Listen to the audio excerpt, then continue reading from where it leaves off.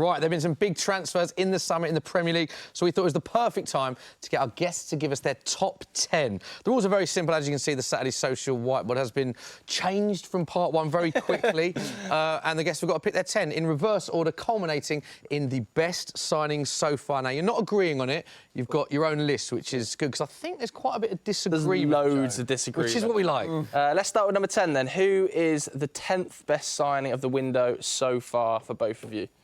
Sharky. I've gone Füllkrug. Yeah, I've gone Füllkrug. I'm interested in this because West Ham have signed a lot of strikers over the years. Yeah, and it hasn't worked. Not all of them have worked, no. Yeah. How will Füllkrug be? So this one, this one I think, with Füllkrug, it's interesting because he's 31. It's not spring chicken, he's 31. But he's someone that I feel like he's a striker who, because of that age, I think it could work a bit better. It may be a bit less long-term with Füllkrug, but... he's more sure of himself. He's had a long career so far. He's played in Germany all of his career.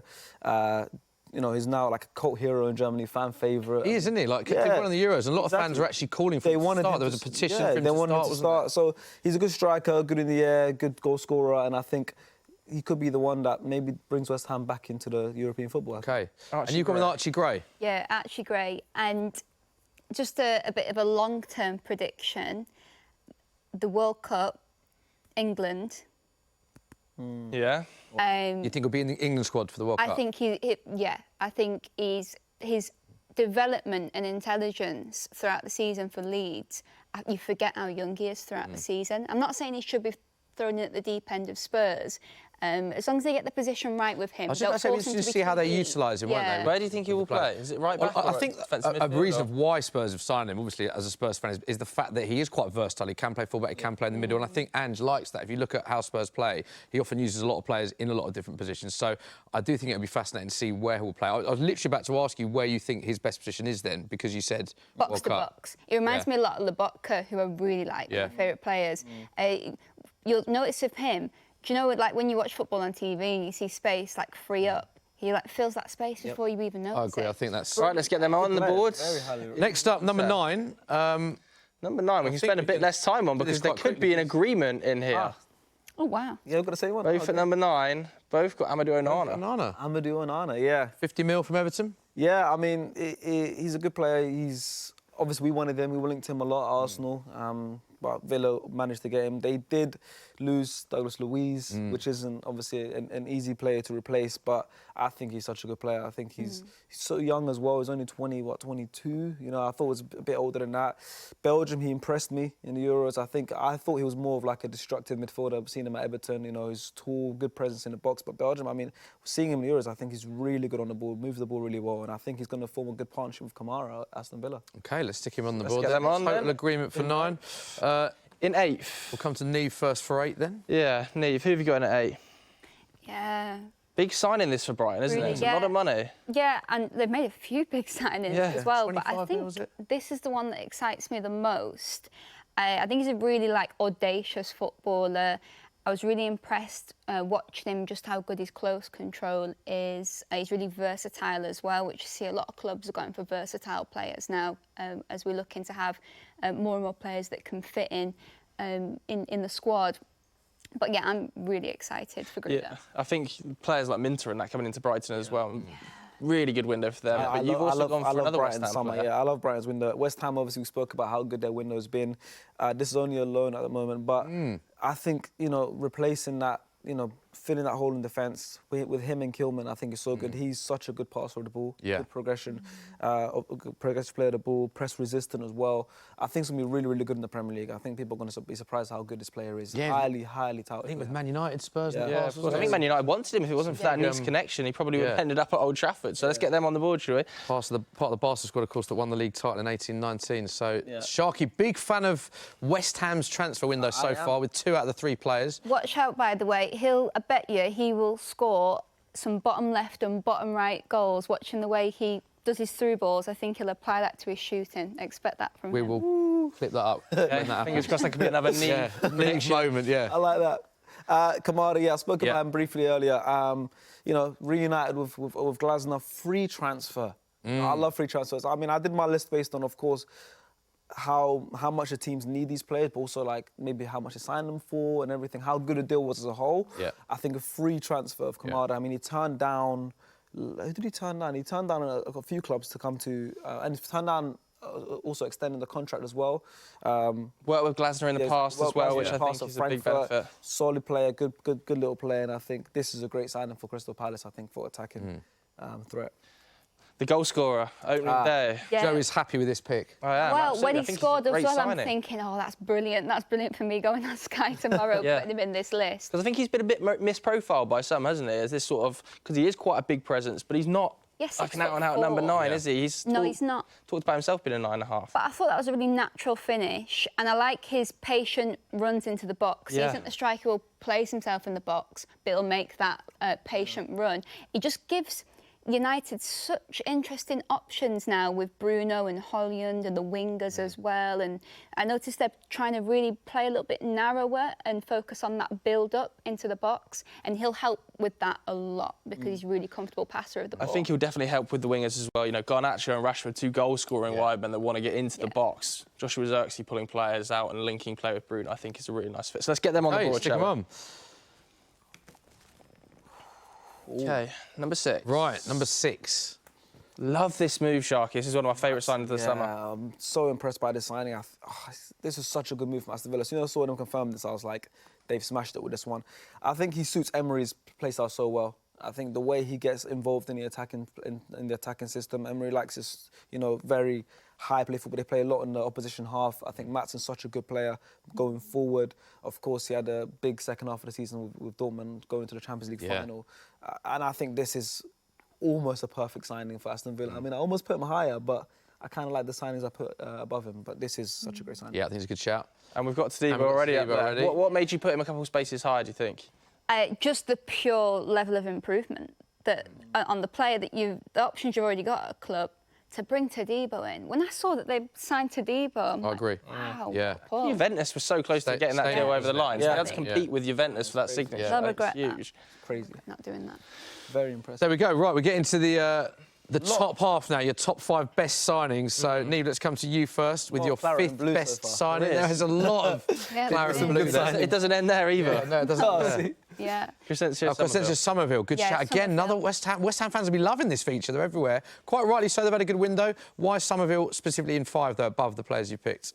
Yeah, I'm super excited. It's more of an excitement thing as someone who I enjoy the Championship a lot. Oh, my days. Like, the amount of times where I felt like Leeds, they would not have won that game if it wasn't for Summerville. He takes the game by the neck. I think you need that in the Premier League. You need that one player on your team who, if everyone else is not quite having the day that they should be having, he'll create something just by himself by driving the ball, passing the ball, doing something. One thing I would say as well is we haven't spoken about the transfer fees and the value for money in this lot. That's 25 million for a 22-year-old who scored 19 goals and 9 assists for Leeds and was named EFL Championship Player of the Season. So not only have West Ham got the recruitment wide, but actually the value for money they're getting on these players. Amazing. I think that is a great signing in a lot of aspects. I think it's a brilliant shout. I totally agree. Talking of value for money, by the way. Yeah. Enkovic. You know what I mean? This player, I think I saw him in the Euros as well. I mean, they went out in the group stages, but they didn't concede many goals. They didn't concede the 2 goals in the groups, which is obviously Euros is a lot of goals. I was like, I like him, and I feel like whoever signs him is going to be a lucky team. Forest, similar to Chelsea, signed a lot of players, right? They conceded 67 goals last season. I think only 4 teams conceded more, and 3 of them went down. They conceded a lot of goals, so they needed to replace their defence. They needed to improve their defence. And I'm so happy for them that they got this player. Made his name in Italy, did really well out there, but I think good value. Yeah, you look at the work he was able to do in the Conference League with Fiorentina. Seriously large presence in the box as well, and Forest from set pieces were very, very suspect last season. So let's get them up on the board, shall we? Great signing. There we go. 4. Yes. Getting to the top signings now, your favourite signings. Mats Vifa. Is this the Pascal Gross replacement, do you think? The thing is, I think they still need to replace Caicedo and McAllister before. So they've got so much replacements, but finally there's a player at least in that area of the pitch that they've brought in, and is a really good player, by the way. Did really well at Feyenoord, obviously on the slot. Feyenoord used data, right? This whole meticulous data program to choose the team to sell him to. Yeah. You know, for the best step for his career. And I mean, I'm a big fan of Brighton. Everyone knows I love Brighton and what they do and, you know, their recruitment and, you know, how they sell players. But this is a very good player, very good player. And I think people are going to realise that this season. Great passer of the ball, great pass selection, you know. And I think maybe they still need to strengthen that midfield, but if they do, I think he's going to be the star. Yeah, for those unaware of him, 24 years of age, DM, 25 million from Feyenoord, 29 league appearances, 5 goals for Feyenoord last season, 9 caps. Such a crucial player, though. As well, so a big player that they've identified. And you've gone with the Arsenal man. Yeah, I've gone with Calafiori. Calafiori. I've gone with him because when you are Arsenal or you are Manchester City and you've already got near perfection, but you need to take it to the new level, to find a player to do that, it's impressive. I think Arsenal have looked at City, they've looked at the success of Gvardiol, having that player on the left-hand side who can drive up with the ball, who can find those passes, and they've got that with him, but they've also got a player who's going to be aggressive and step out as well, which I think they needed. And that and the interest in Mikel Merino makes me think that he's going to go down the approach of really supporting Martinelli this season as well, which I think is totally needed. I think so too. Physicality too. Your thoughts as an Arsenal fan? Yeah. I think because he's not in your list, is he? He's actually not. I mean, for me, it was like I was going off. I mean, a lot of my players are. I mean, teams that are outside the conventional Big Six teams. So I feel like they've made some solid signings for players they need more. Agreed. Of course, Calafiori's going to add massive to the squad, and also we've got Timber, who is basically a new signing, hasn't played at all last season.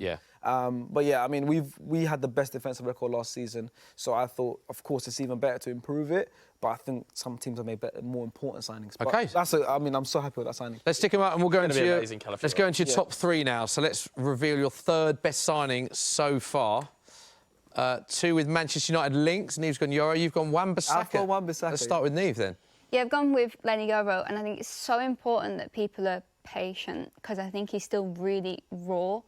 But still only 18 years of age. Still only 18, but he's been playing centre-back since he was 16 as well, and just his physicality and composure and focus, it's of someone beyond his years, but there's also a lot of development to be done as well. And, I mean, we'll talk further about another signing that I've got that will allow United to be a bit patient with him. But I think Real Madrid's interest in him all throughout last season, but the fact that United, who finished 8th last season, were able to secure that, and they wanted him from the very early doors. They got their player, and I'm excited about Lenny. It's a different tack from United, isn't it? Because classically we've seen United go out and sign players like Varane, Casemiro, who are going to come in and have short-term impacts on moments. But Lenny Yoro, at that fee, feels like a very un-Manchester United-style signing over the last few years. Ineos clearly going down a very different track, aren't they? Yeah, absolutely. Yeah, I mean, I agree. Give him time. He's very young. I feel like people like thinking he's going to start straight away. Obviously, the injury made that not happen. But, yeah, I think he's going to come out good, but obviously not an immediate... Fantastic talent, Great talent, great Wan-Bissaka, though. Speaking of United, one that they let go. Yeah, I think this is going to go well for him. And for West Ham as well. I mean, Man United, I think, is the biggest pressure in the world playing for Man United. Do you? Of any club in the world? I think, obviously, you got like Real Madrid and all that stuff, but I think Man United, especially with the Premier League, with social media and everything, I think playing for Man United is one of the toughest places to go. I think obviously, everyone knows he's a great 1v1 defender. Everyone knows how good of a defensive player he is. And I think now West Ham's new look defence. He'll play regularly. He'll play very regularly. And I think I'm going to be watching very closely Wan-Bissaka and West Ham, but I like that new look defence, and I think he's going to do really well. Yeah, I mean, good value. The top 2. Good value, £15 million. I know he's in the last year of his contract, but that whatever way you cut it, £15 million is a good fee. OK, number 2, De Ligt. What a signing. David Wright, come on. He's played 3 seasons for that team there. What a signing. That does not count. Golden Glove winner. Wow. Golden Glove winner, best keeper last season in the Premier League. You know, already had him at the club. You had him at the club. Stick him on. But it was a great signing. Neve, De Ligt. Yeah. Talk about De Ligt. Yeah. Because it's really interesting with De Ligt. You know, I remember watching him for Ajax Spurs in both legs and thought, wow, this kid is one of the best young centre-backs I've ever seen. It was just incredible. And then his career progression since then, obviously he's gone to big clubs, had big moves, was starting behind Eric Dyer last season. Yeah, but he wasn't really. It's such a myth. It's a Somebody myth. started spreading that rumour. He was in some games. Someone spread that rumour, right? I don't know who it was. Started 40 in the last 16 games, Eric Dyer was there. He had times under Tuchel where he wasn't featured as regularly as perhaps people would. And Paul Scholes... But then he had injuries. He started every knockout game other than one. But it is interesting the amount of clubs he's been at, is what I'm saying. saying. I think he's a fantastic player. I think he's, as I said, when I saw him play, one of the best young centre-backs I've seen. It just surprised me the amount of moves he's had. I can't believe he's only 24 as well. Yeah, exactly, yeah. Long. Yeah, exactly. I'm going to stick up for United a little bit here because I feel like when United make a signing, people are desperate for it to not be right. So they'll pick up a narrative to, like, squash it. And there's myths floating about Matthias. And there's so many myths floating about with him. This high line myth that he can't play in a high line, but what did he do for Ajax? What did he do for Juventus? What did he do for Bayern? He played a high line. Netherlands as well. I think you've got to manage your expectations when you finish 8th. I've said that before. So to be able to pull in a player of this magnitude in a position that you desperately needed players, I mean, the domino effect this will have on United in terms of depth throughout the season, it now means their 3rd choice centre-back, their 4th choice centre-back is so much better, so they can keep to a consistent standard. Casemiro was playing centre-back last year. I know. I mean, and when Casemiro gets to play in the position that he wants to play and he's got a bit of support around him, he's actually a very good player. And we reminded us of that yesterday as well. And also what it means is, because he can play a high line, United will be able to push up as well, get close to the midfield. I think we'll see with Onana as well. He's a really good, aggressive goalkeeper. Yeah. So I think we'll just see a much improved Manchester United off the back of this. Yeah, don't get me wrong. I think it's a really good signing, and also value as well. 42.7 million for a player. Yeah, and as you said, it's only 25. It's a great I'm liking signing. the amount of Man United players you've got in top 3 league. Yeah, that's what I'm talking about. So your best signing of the summer so far. Let's reveal who you've gone with. Sharky, Arsenal fan, has gone with a Spurs player. Yeah, I know. Talk us through why you've gone with Solanke as your number 1. I just think you guys needed a striker. I think you needed a striker. Yeah. And, you know, I mean, he only got announced like a week ago. So up until last week, I was thinking, yeah, Spurs, they don't have that attacking threat. You know, Son by himself isn't going to carry that. Richarlison, you know, could be hot and cold. You got Timo Werner. You got Kulusevski, who's also been hot and cold last couple of seasons. Brendan Johnson's there. But still, you didn't have anything. And I do feel like Solanke... Spurs is the highest level I think he probably could have played at. I don't think he could have gone to a team bigger than, like, you know, on Arsenal or a City or even in Liverpool. I think Spurs is the perfect, you know, it works. I agree. I think it's a really nice fit. It works. I think it suits the way Ange wants to play as well. Spurs, the way he wants to play, he's going to have to, I mean, Ange said he has to adapt a little bit, of course, because the way Spurs train is different. But I think it's a good signing and I think he'll do well. Stick him on. So that is Sharky's best signing of the summer. Savino. Savio. Yeah, Savio. Yeah, I don't know. What's going on there? We'll go with Savino, though. Yeah, so basically I've gone with him because something that I like about Pep is that he seems to be one step ahead of everybody else in terms of making the signings. And this is another example. I think it's what Arsenal need to do, and they've not quite done that just yet, is something a bit new and different in those attacking options to keep it alive. And you look at Sané when he used to run in behind, Sterling as well. Yeah. Since those two, I think Haaland's been the only one for City that's done that. So the fact that he's come into the team, obviously he can play on the right, he can play on the left, he offers that. The movement, the amount of ground that he covers when he plays, it'll help them on the transition because of that as well. And I think it'll allow Bernardo Silva to play a few more games in midfield where he's a lot better. And we'll get more out of there we go. Time, if possible. So there is confirmation of Nieve and Sharky's top 10 transfers of the summer so far. Let us know what you think of those lists at home. Very different, but some good shouts, has to be said.